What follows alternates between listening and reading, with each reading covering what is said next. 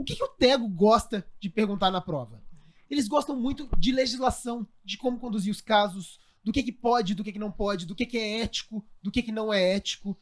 Por quê? Porque dificilmente qualquer um de vocês, se não fez a especialidade, vai saber conduzir um caso de fertilização in vitro, vai saber detalhes da alta complexidade em relação à reprodução assistida. Então, o que eles gostam de saber realmente é o que é ético. O que você poderia conversar com uma paciente sua do consultório a respeito desses métodos.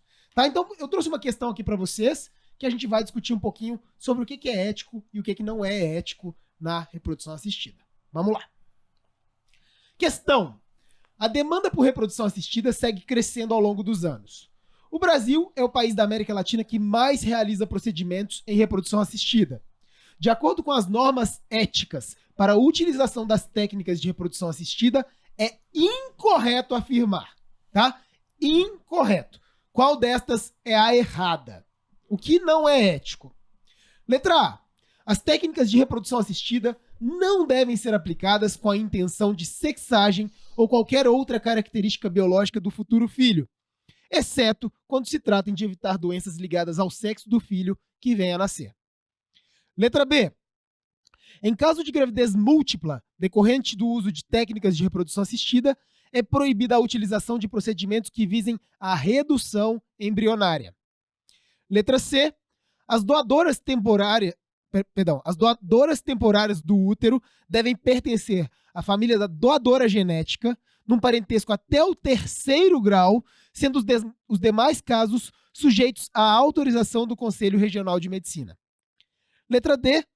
Não constitui ilícito ético a reprodução assistida pós-mortem, desde que haja autorização prévia específica do falecido para o uso do material biológico criopreservado, de acordo com a legislação vigente. E a última alternativa, a letra E.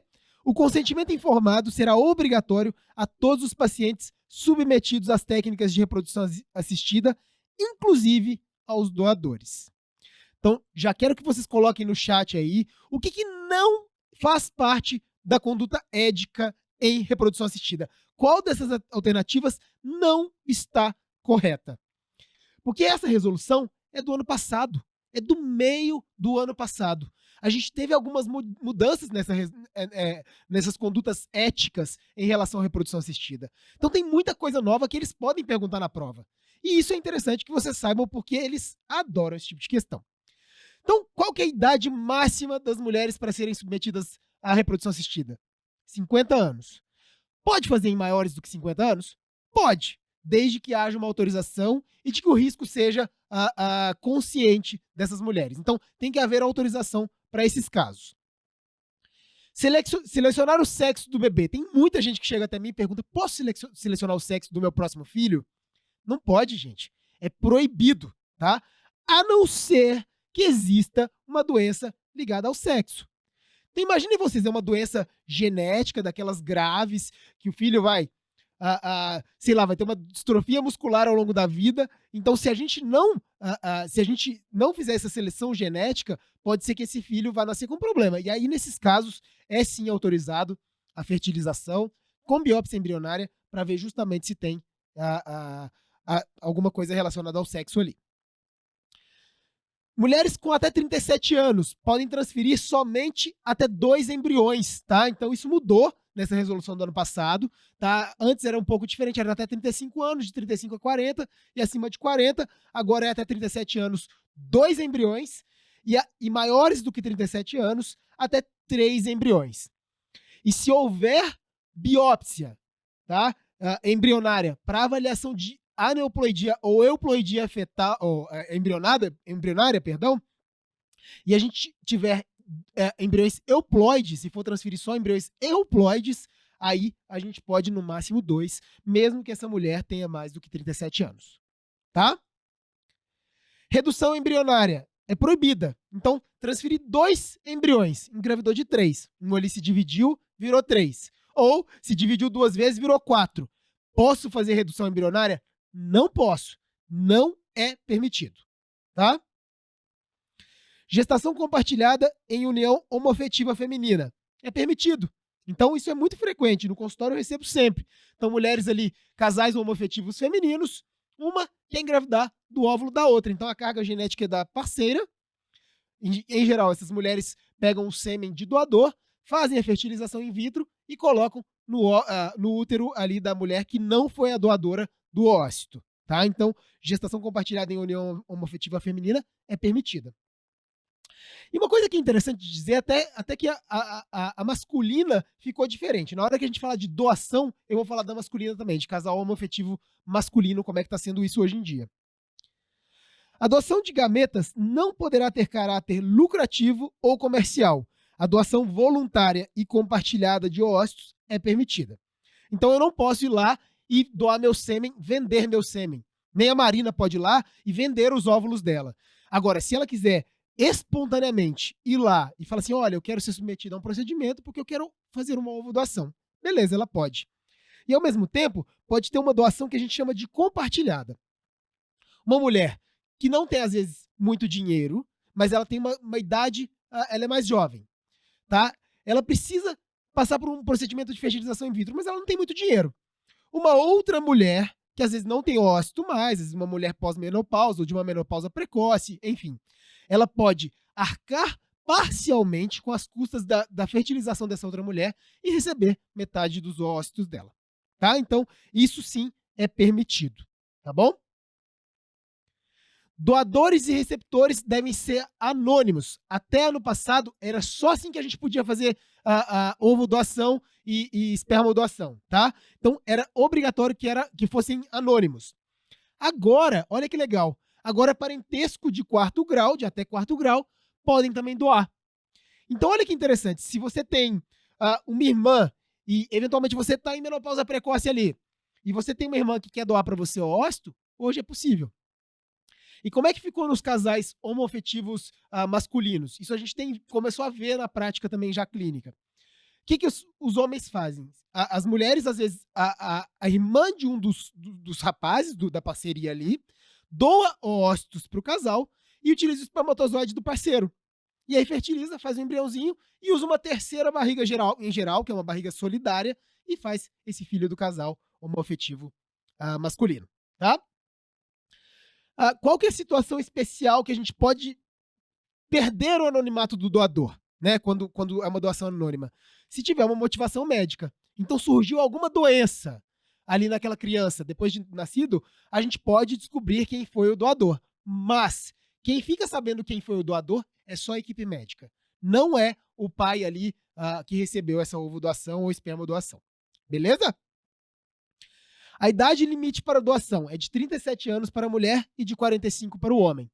Isso também é uma ética, é uma recomendação, faz parte da resolução, mas se houver uma solicitação expressa ao CRM, pode ser que autorize, desde que a pessoa saiba dos riscos de uma doação de uma pessoa com idade mais avançada.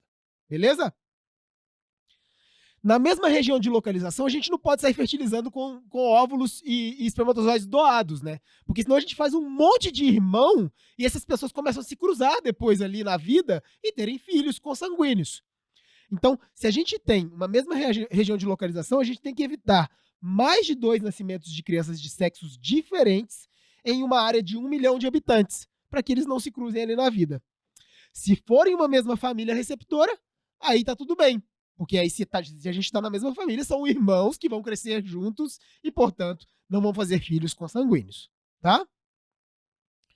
Se embriões de doadores forem distintos, então vocês imaginem, eu tenho ali o ócito de uma mulher que fez 2 ciclos de estímulo. Um deles ela usou uma recepção de um doador masculino e na outra de outro doador. E congelou os embriões. Então a gente tem 2 doadores diferentes fazendo embriões diferentes. Para fazer a transferência embrionária, a gente tem que usar somente embriões de um doador, para a gente ter rastreabilidade, justamente para saber aquela questão da área geográfica, que a gente pode ter no máximo 2 nascimentos ali em 1 milhão de habitantes. Tá? Então a gente transfere somente de um, tá bom? O número total de embriões produzidos, isso aqui é novo também, antes a gente podia produzir o número de embriões que a gente quisesse, agora não pode mais. A gente só pode produzir no máximo 8 embriões. E isso aqui, pessoal, é justamente para a gente evitar aquele acúmulo de embriões que a gente estava tendo, né? Ficava aquele tanto de embrião congelado que não tinha destino, que não tinha o que fazer com esses embriões. Não se podia descartar muito tranquilamente, né? Então ficava aquela coisa, ficava na penumbra, ele só acumulando o número de embriões. Então agora o máximo é de 8.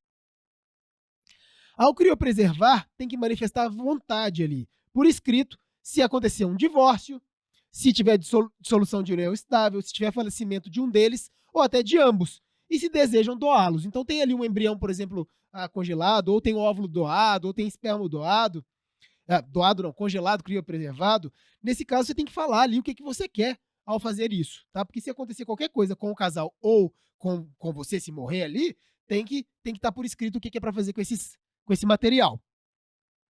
E olha que interessante, é permitida a reprodução assistida pós-mortem se autorização específica do falecido. Então, se lá naquele momento você manifestou vontade de que aquele material biológico seu congelado pode ser utilizado ainda que você morra, beleza, pós-mortem pode utilizar. Tá bom? Então, dá para fazer isso. Os embriões criopreservados por 3 anos ou mais, isso aqui facilitou, tá, gente? Por 3 anos ou mais, podem ser descartados se desejado pelos pacientes ou se forem abandonados também. A gente sabe que muitos embriões ficavam abandonados, os familiares paravam de pagar esses embriões, né? Os custos de manutenção. Então, hoje, com uma autorização judicial, né, a gente consegue descartar esses embriões acima de 3 anos. Embriões com alterações genéticas. Então, fizemos ali a biópsia. Tem alterações genéticas, eles podem ser descartados ou doados para pesquisa. Isso aí a família decide. Mas pode recongelar também, que existe essa opção. É permitida a seleção de antígeno leucocitário humano, HLA, considerando o tratamento de irmãos. Então, é sempre aquela história, né? O casal engravida justamente para tratar a leucemia de um filho, né? Então eles procuram, em geral, selecionar essa questão do antígeno leucocitário humano para ter compatibilidade no momento ali gente, da doação, como é que chama? Quando a gente faz... Do transplante de medula. Isso, perdão, do transplante de medula. Esqueci do transplante aqui. Maravilha. E em útero de substituição, a cedente deve ter ao menos um filho vivo e pertencer à família de um dos parceiros, em parentesco consanguíneo até o 4º grau. Outros casos podem ter liberação pelo CRM. E a clínica não pode intermediar. O que isso quer dizer? Para uma mulher ser a barriga solidária para mim, por exemplo, ela tem que ter um parentesco comigo de até 4º grau.